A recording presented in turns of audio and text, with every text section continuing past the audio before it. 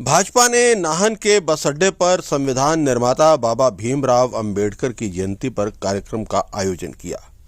भाजपा के प्रदेश अध्यक्ष डॉक्टर राजीव बिंदल इस मौके पर मौजूद थे। इस अवसर पर यहां स्थापित बाबा साहेब डॉक्टर भीमराव अंबेडकर की प्रतिमा पर माल्यार्पण किया गया। डॉक्टर राजीव बिंदल ने इस अवसर पर कहा कि आज भारतीय संविधान निर्माता बाबा भीमराव अंबेडकर की जयंती मनाई जा रही है। ये बहुत ही शुभ मौका है और मैं इस पर सभी देशवासियों को और प्रदेशवासियों को शुभकामनाएं देना चाहता हूं। उन्होंने कहा कि बाबा साहेब डॉक्टर भीमराव अंबेडकर ने नवीन भारत की कल्पना की। उन्होंने कहा कि देश में समरसता और सामाजिक सद्भाव के लिए उन्होंने लंबा युद्ध लड़ा था। इस मौके पर बिंदल ने कांग्रेस पार्टी पर भी निशाना साधा। उन्होंने कहा कि कांग्रेस पार्टी एक ऐसी पार्टी है जिन्होंने बाबा साहेब द्वारा बने संविधान को सबसे ज्यादा नुकसान पहुंचाया है।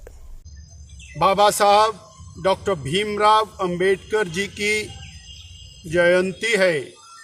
इस मौका पर हम देशवासियों को, प्रदेशवासियों को शत शत बधाई देते हैं, शुभकामनाएं देते हैं।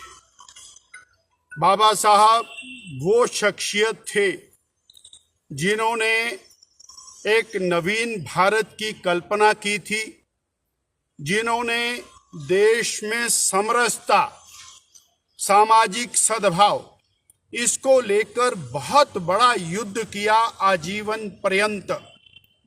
और उनका बिल्कुल स्पष्ट कहना था कि समाज के प्रत्येक व्यक्ति को जाति संप्रदाय से ऊपर उठकर समान अवसर मिलने चाहिए और शिक्षा के माध्यम से जो दलित समाज है वो आगे बढ़े और सारा समाज समरसता का भाव रख के उनको साथ लेकर के चले। वही बात आज भी सार्थक है जो आज से 75 साल 80 साल पहले सार्थक थी। डॉक्टर भीमराव अंबेडकर संविधान निर्माताओं में और अग्रणी थे। शेष मेंबर्स की तुलना में डॉक्टर भीमराव अंबेडकर का कंट्रीब्यूशन मल्टीपल टाइम्स ज़्यादा था।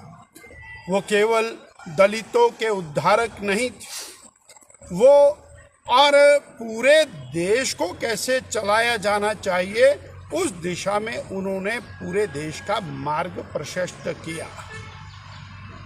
कांग्रेस पार्टी एक ऐसी पार्टी है जिसने बाबा साहब द्वारा बनाए गए संविधान को सर्वाधिक नुकसान पहुंचाया।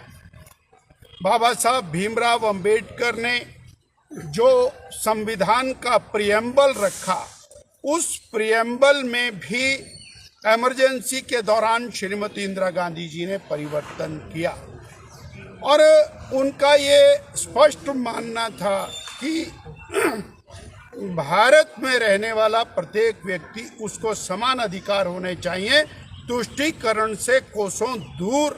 और बाबा साहब भीमराव अंबेडकर थे। उसके लिए अवसर प्रदान करना, उनको आरक्षण आवश्यकता अनुसार उपलब्ध कराना, शिक्षा देना, इस दिशा में। परंतु कांग्रेस ने तुष्टीकरण की नीति को आगे बढ़ाते हुए और संविधान को निरंतर नुकसान किया।